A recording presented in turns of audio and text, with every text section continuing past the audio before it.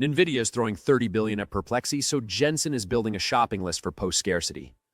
Groq racks hit 3,400 tokens per second, meaning hardware gets faster while the X gets fatter.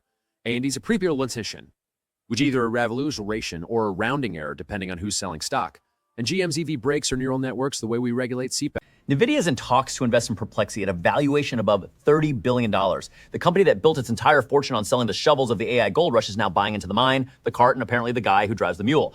The timing follows directly from their $6 billion Poolside acquisition 2 weeks ago. First, you buy model training capability, then you invest in an inference and search company that actually ships product to consumers.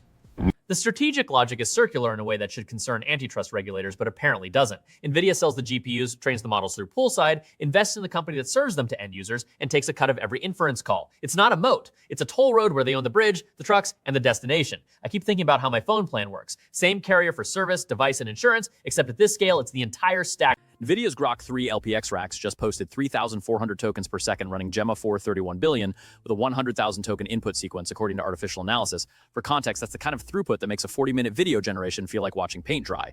The LPU architecture, language processing unit, is deterministic, which means every token takes exactly the same time regardless of what it is. No variance, no surprise. The benchmark matters because long context inference is where current GPU architectures hit their limits. Memory bandwidth becomes the constraint, not compute. LPUs sidestep that by design, trading flexibility for speed on the specific workload of token-by-token generation. Whether that trade-off holds at production scale with mixed workloads is the question Nvidia's blog post doesn't answer. I was going to make a point about deterministic latency in real-time systems, but I just realized my Mercury Research's Q2 data shows AMD at 30.3% of x86 client CPU shipments. 2 years ago, that number was 21.1. Intel's at 69.7, which sounds dominant until you realize the gap closed by 9 points in 24 months, and the trajectory isn't flattening. This is the market NVIDIA doesn't own. Laptops, desktops, the machines people actually touch. AMD has been winning this quietly while everyone was watching the GPU war. What's interesting is that this isn't a quality story. Intel still makes the fastest single-threaded cores for gaming workloads. This is a value and efficiency story. AMD chips cost less at equivalent performance, and OEMs like Dell and Lenovo are responding with math, not ideology. The client market doesn't care about your brand loyalty the way gamers do. They care about margin per unit shipped. I asked my producer if this means that the Ryzen versus Core Twitter wars are finally over, and she said sure. Drew Brunig published a piece on Simon Willison's blog, arguing that the era of papering over architectural problems with expensive models is over. When your inference bill hits 5 figures monthly, you stop saying, let's just use GPT 5.5 for everything and start asking which tasks actually need frontier capability and which can run on something that costs a tenth as much. The expensive model was always a crutch. You just couldn't afford to put it down. Yeah. The practical implication for anyone running local or hybrid inference is that context engineering matters more than model selection.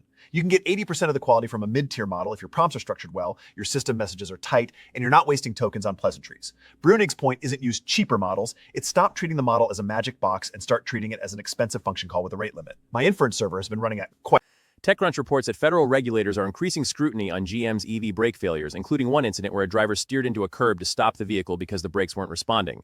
In a traditional car, this would be a hydraulic or mechanical issue, worn pads, failed actuator, corroded line. But these are software-defined vehicles where the braking system is controlled by an ECU that receives inputs from multiple sensor systems and makes decisions in milliseconds. Indeed. Here's my prediction. Within 18 months, the NHTSA will issue its first formal guidance on AI-assisted vehicle control systems, and it will be 40 pages long with a single actionable paragraph that says the system must not make decisions it cannot explain, which is useless, because by then the systems will be making decisions in microservices, and the explanation layer will be a post-hoc rationalization generated by a smaller model.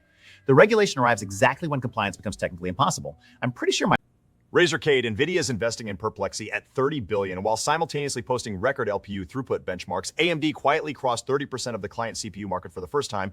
Drew Brunig argued that expensive models are a crutch you can finally put down, and I predicted the NHTSA will regulate AI vehicle controls exactly when compliance becomes impossible. See you tomorrow, if tomorrow exists.